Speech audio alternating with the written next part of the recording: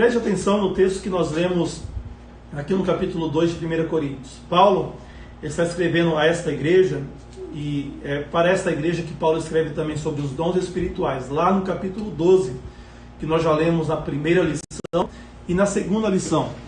E Paulo vê um problema nessa igreja. No capítulo 1, como nós já dissemos, Paulo faz um grande elogio, fala: olha, vocês têm tudo, de nada vocês têm falta, vocês têm todos os dons espirituais. Vocês têm todos os dons espirituais. Mas no capítulo 3, Paulo fala aos crentes em Corinto, se a sua Bíblia está aberta, o primeiro versículo no capítulo 3, Paulo ele chama a atenção, puxa a orelha dos crentes. Ele fala: e eu, irmãos, não vos pude falar como espirituais. Mesmo vocês possuindo todos os dons, eu não pude falar com vocês como crentes espirituais, mas como a carnais, como a meninos em Cristo.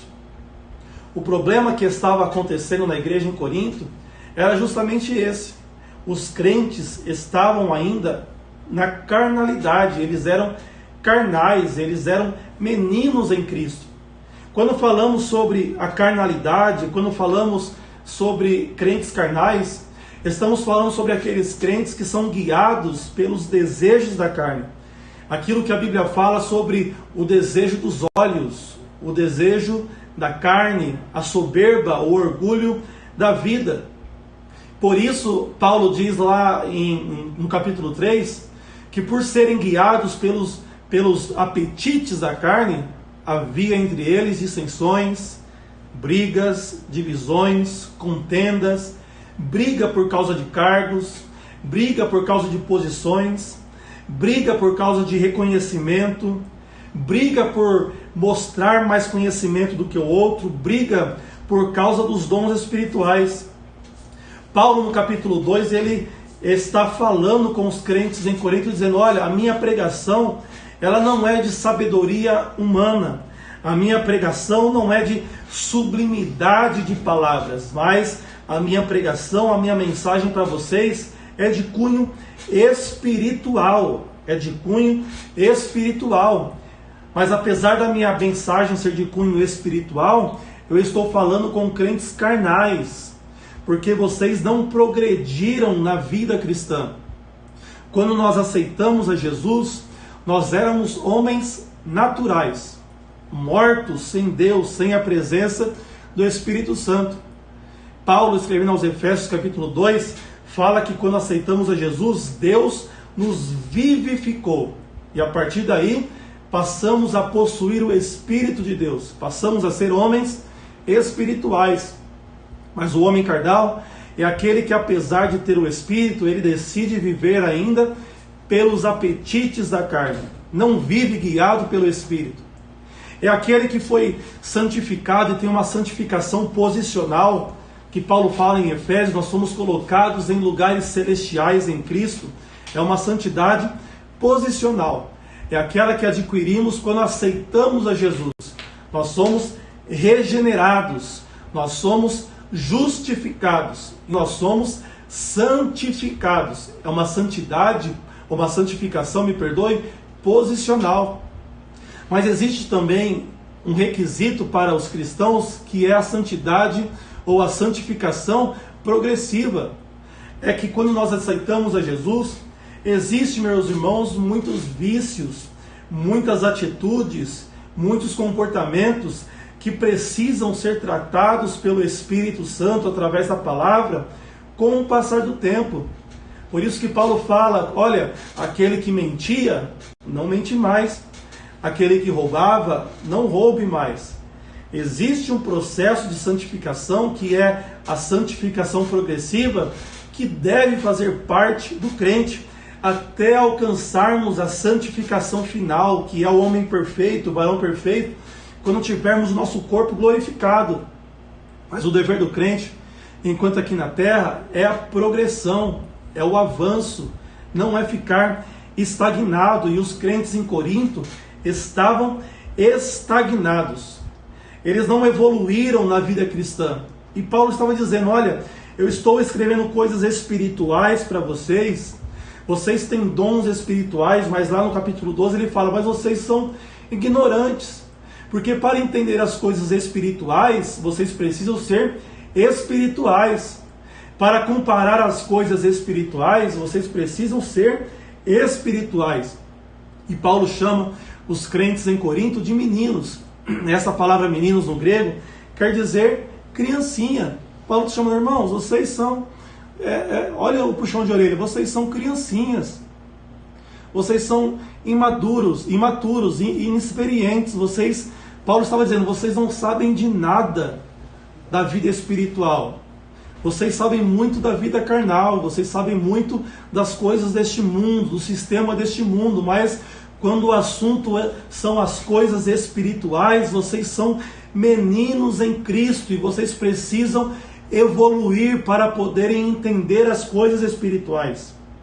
É necessário, meus irmãos, que nós tenhamos essa evolução espiritual.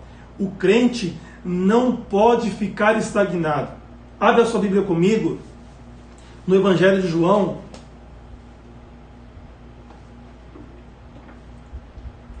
Você já compartilhou a transmissão? Evangelho de João, capítulo 3. É o diálogo que Jesus está tendo com Nicodemos, o mestre Nicodemos.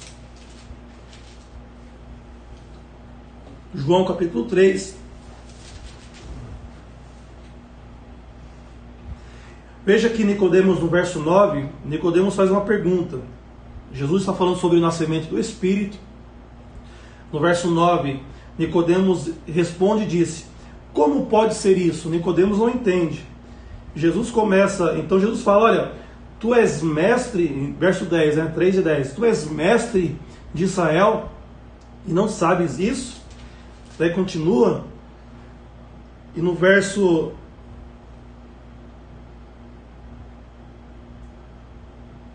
Deixa eu ver se eu acho que não é o 14 não. Aqui, no verso 12.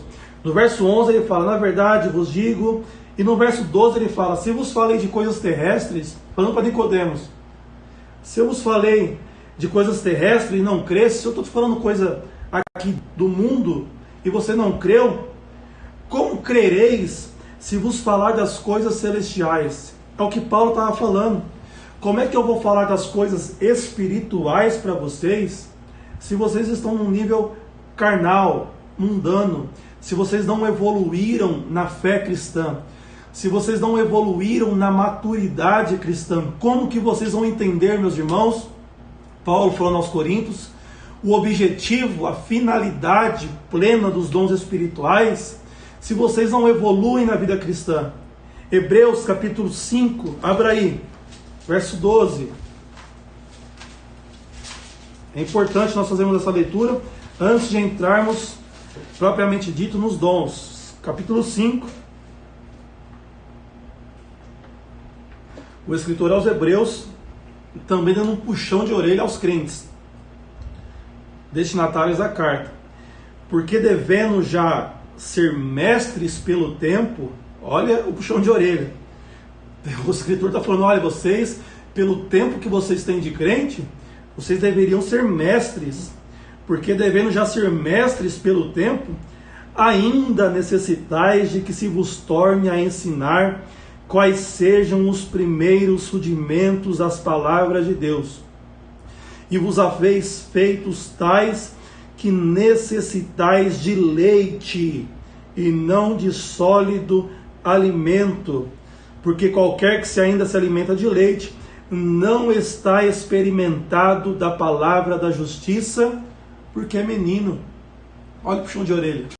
O escritor está dizendo, olha, eu queria dar um alimento mais sólido para vocês.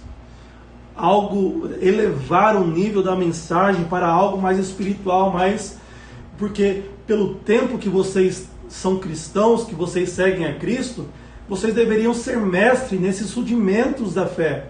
Mas eu falo a vocês como meninos que tomam leite, um alimento que não pode ser sólido ainda. Meus irmãos, o crente, ele não pode estar estagnado acerca das coisas espirituais. Todo crente em Jesus precisa conhecer, ter a convicção, ter fundamentado em seu coração, em sua vida, os rudimentos da palavra de Deus. Crescer e continuar a crescer no conhecimento da graça. Não pode ficar estagnado, meu irmão, em apenas João 3,16, porque Deus amou o mundo de tal maneira que Deus... Não, meus irmãos. Você que é crente, você precisa buscar a evolução espiritual.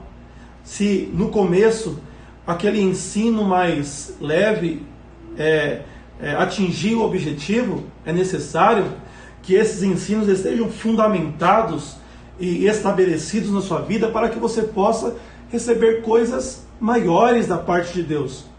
Crente estagnado, meu irmão, gera problema.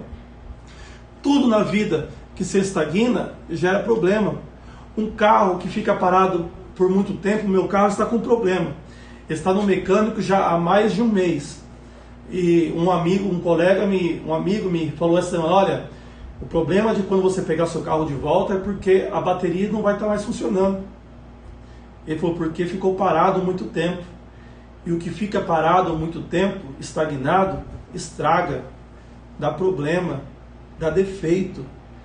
Não podemos, meus irmãos, ficar estagnados na vida cristã. Não podemos nos contentar com o conhecimento que adquirimos apenas de domingo à noite.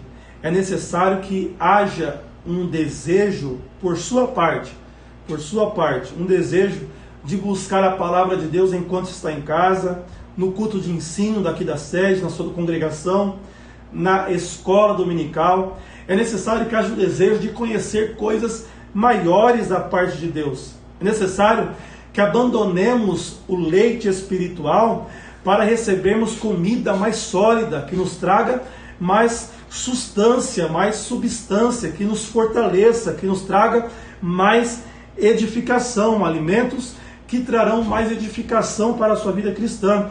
Se você está entendendo, diga amém aí nos comentários, enquanto eu tomo água.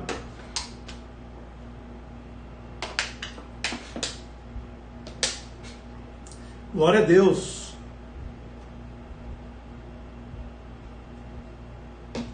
Então Paulo está falando aos crentes que se eles fossem espirituais, os crentes em Corinto, não haveria problema quanto aos dons.